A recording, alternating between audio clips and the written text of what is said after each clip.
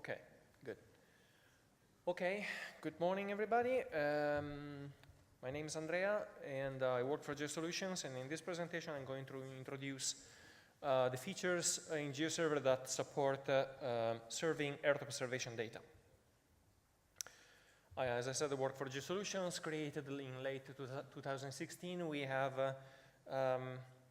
many expertise on the team, but one of the defining characteristics of GeoSolutions since the beginning has been handling imagery, be it from airplanes or satellite images, and lately also drone images. So what's the reference scenario that we want to address in this presentation? Well, we have remote sensing, as I said, satellites, airplanes, drones. We have meteorological models, and we have a local observation, in situ observation. We want to put it all together and publish it via OGC-compliant web services. The basic of all of this, when you have to handle a lot of imagery, is not to publish 1 million layers like some do.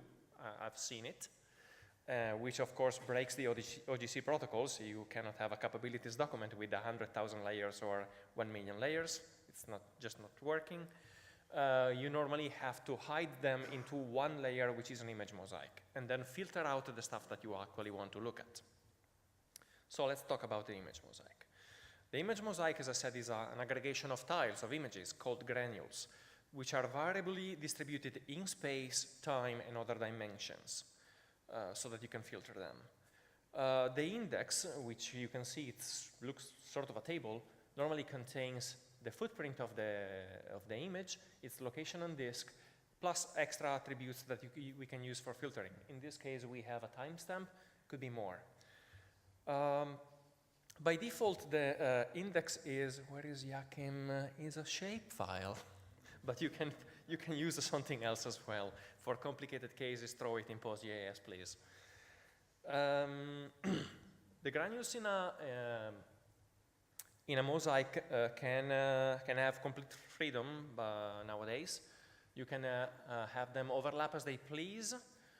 They can be in different file formats. They can have different resolutions. They can have different color models. And they can even be in different coordinate reference systems. And that's really, really important for some typical use cases that we have nowadays, like taking the images as they come from Sentinel-2 and just use them without many conversions. The image mosaic index we already talked about. As I said, the default is a shapefile, but you can instruct the image mosaic to use POSS.GES, Oracle, H2, and build your own index if you want, and that's done quite commonly in deeper integrations of GeoServer with custom systems. The table of the index can contain extra attributes. These extra attributes can be dimensions. OGC protocols recognize the need of dimensions attached to data. They typically recognize time and elevation, and then allow you to add extra dimensions of your choosing. The image mosaic supports them by adding an extra attribute to the images, saying, okay, this image has been collected this time, or this forecast has been run this time, and it's valid up to this time. And it's related to elevations between this and this value, and so on. How do you fill this index? Well, the most simple thing that you can do is to just throw a directory of files at GeoServer and tell it to make a mosaic of it.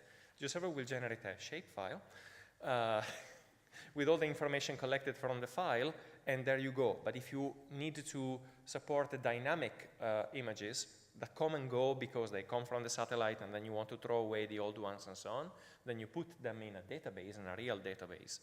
And then you can alter the table directly, or use the REST API to write on it. We have an administrative REST API to do it, or use your custom implementation.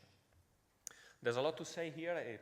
There's not enough time, but I gave you in this presentation links that you can use to figure out more about this topic in the official documentation and in our training material.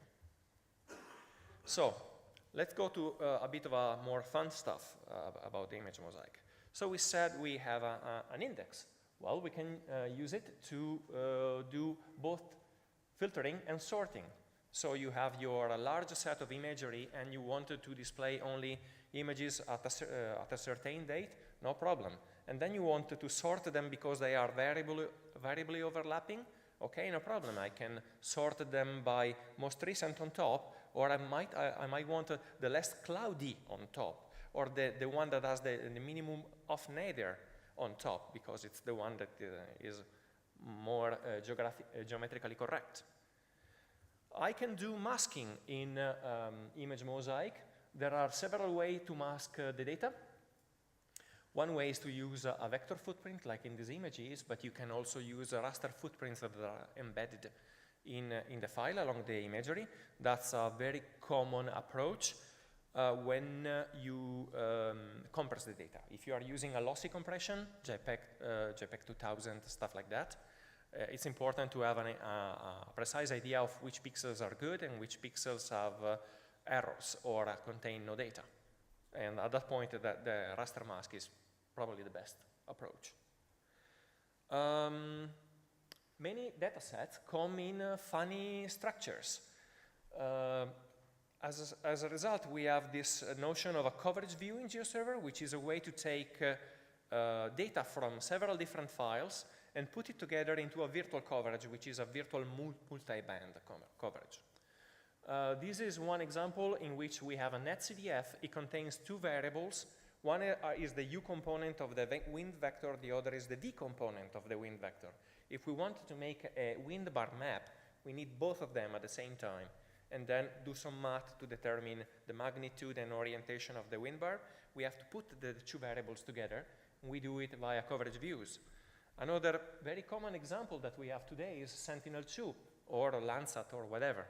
Sentinel-2 comes with 13 bands. They don't have the same spatial resolution. There are 10 meters files, there are 20 meters files, and there are 60 meter files. So they give 13 different files for one image. With the coverage views, we can take these 13 files, bring them together into a new virtual 13-band image, and GeoServer will resample the different resolution on the fly to make it look like it's a single file. And when you do band selection, which you do a lot when you have 13, it's going to pick the best resolution available. Everything in image mosaic is pluggable. The way we collect data from the files to add the attributes, the way we associate files to a particular coverage and another, the way we collect the information into an index, everything is pluggable. Through the years, we had to make many integrations. We open extension points for pretty much anything, which means you can leverage it to make your own particular implementation. Again, documentation links. This is a wide topic. I gave you some links in the reference documentation and in the GeoSolutions training package. At the beginning, I said meteorological models and let's say scientific information in general. That comes a lot in two formats which are known as netCDF and grid. These formats are quite interesting because in a single file, they are sort of a geo-package of raster, the raster world. In a single file, you have multiple rasters. Each raster can have multiple dimensions attached to it, so they are multi-dimensional arrays.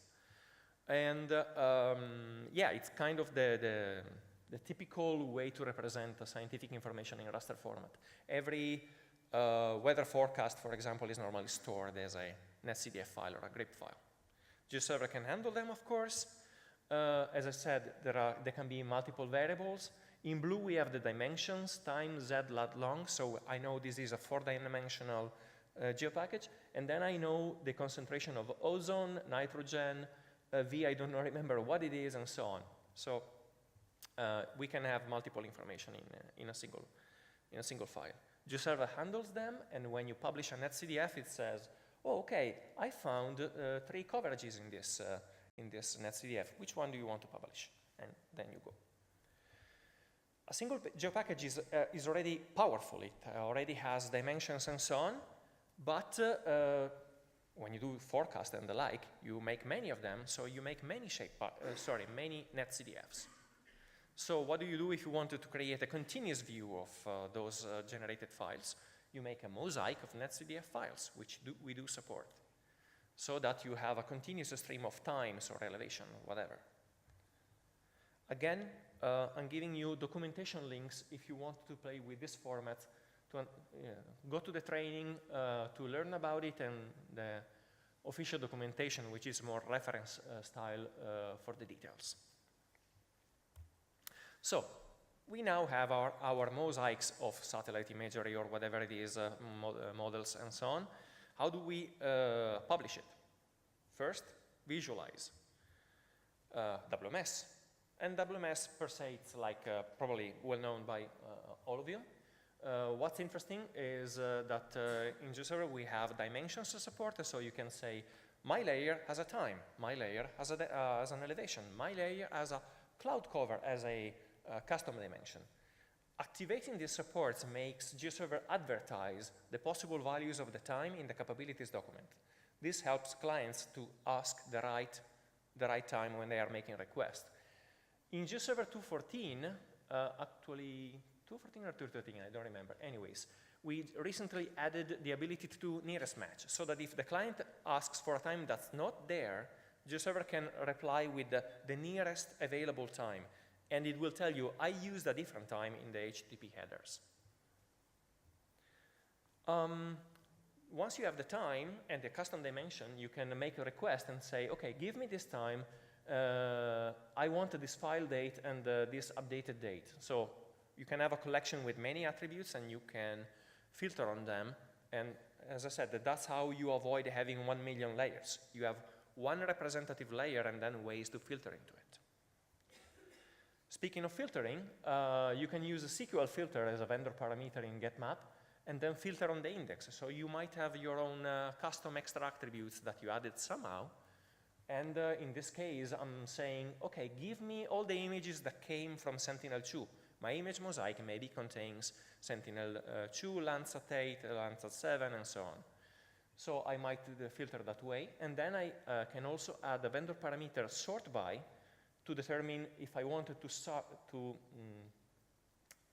this slide is wrong, sorry.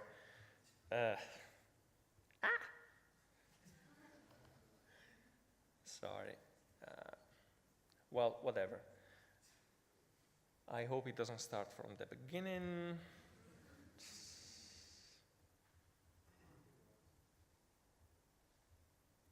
There you go. The other one was sorting by, so the first one was supposed to be sorting by cloud cover, so that I have the least covered images on top, and the other one by recency, so time, the most recent image on top, which might have clouds. So I compose my mosaic the way I want. I filter the images that I want and then stack them the way I want.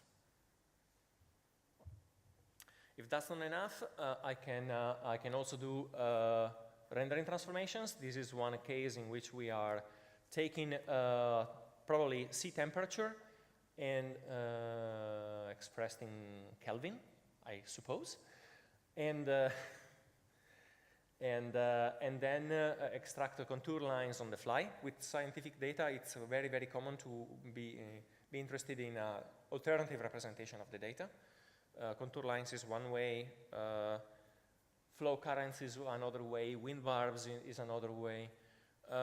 With rendering transformation, we can take the raw data and turn it into something more suitable for representation on the fly without having to build, yes, all the possible representation beforehand.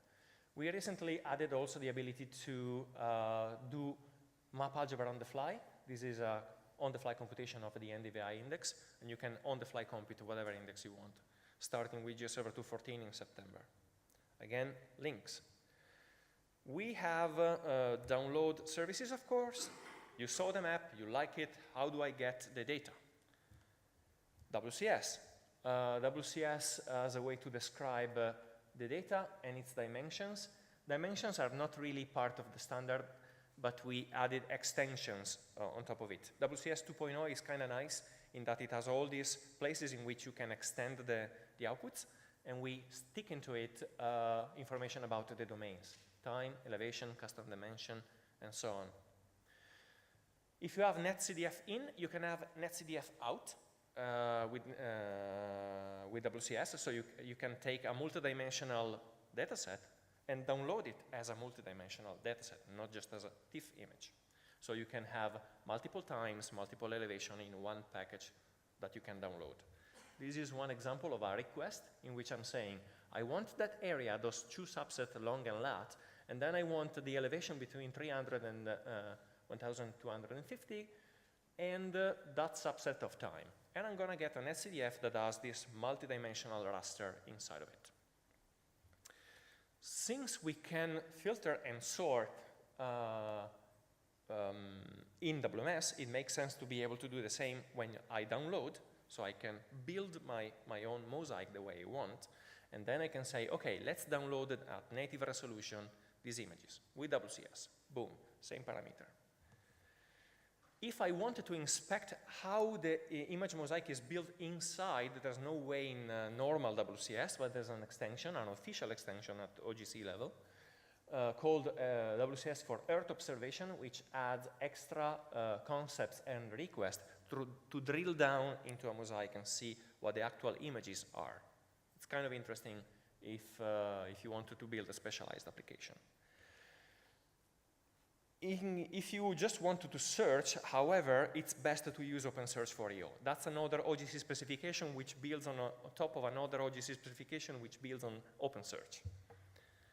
So it's actually OpenSearch-GeoTime, which is an OGC spec, and on top of it, it's OpenSearch4EO.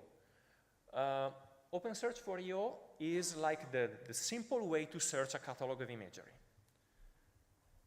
It organizes the information in collections, like all the Sentinel-2 images, products, the strip, and eventually, this is internal to GeoServer, the granules. An image might be represented by multiple files, by band subdivision, for example. The search is normally done in two steps. First, you look for the collection that you like. Do you want radar imagery or optical imagery? Do you want ESA data or NASA data, for example?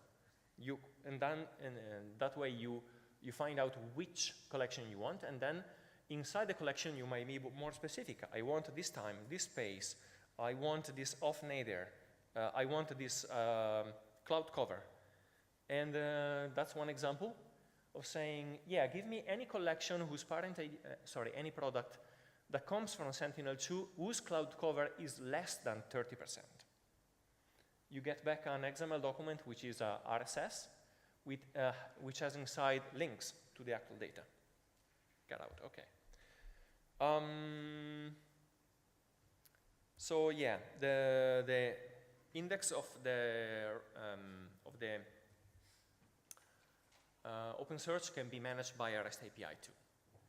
So I had very quickly the use cases. I just want to mention that you can use GeoServer out of the box, which is something that we did for a oil spill management system that was GeoServer unmodified.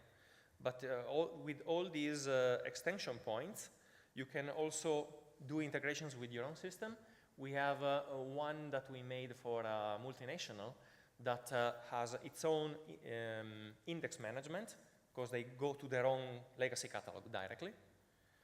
And for another multinational, we did a deep fork in which everything has been modified, like even the way we compose the images in the image mosaic has been customized. So you can go as deep as you want in terms of customization. You can do it anyways, because this is open source, right? But one thing is forking the products, and another is having an extension point that you can attach to without having to modify everything else. That's it.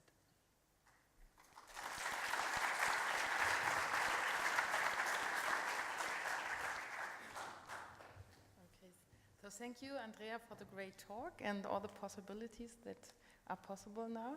Are there any questions?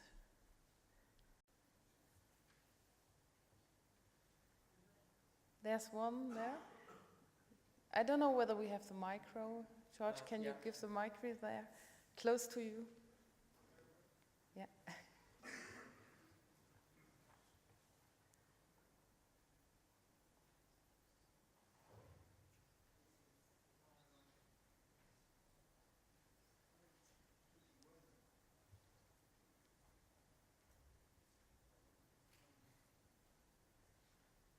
Okay, so please ask and then we will.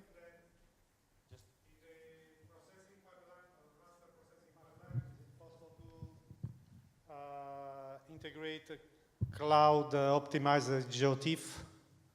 Cloud optimized GeoTIFF is at the end of the day just Andrea, you have to come. Oh, sorry. That's my question. Cloud optimized GeoTIFF is really just a GeoTIFF, so GeoServer supports them out of the box. Typically the question is, can I read them from an S3 package in AWS? Because, I mean, as I said, you can put them on the file system. They are just yet another GeoTIFF file, and GeoServer will read them as is. The cloud optimized is, let's put them in the cloud in some bin. From streaming from a remote server. No? Right. There's in GeoServer 2.14, there's an unsupported package which is called S3 GeoTIFF that can read from a remote GeoTIFF from a remote location. So this is not part of the core support, but it's possible, and you can play with it. And the image mosaic, instead of having a file system location, will have a URL. But it's going to be available in September, and you will have to use 1 bit of officially unsupported functionality. It's a plugin.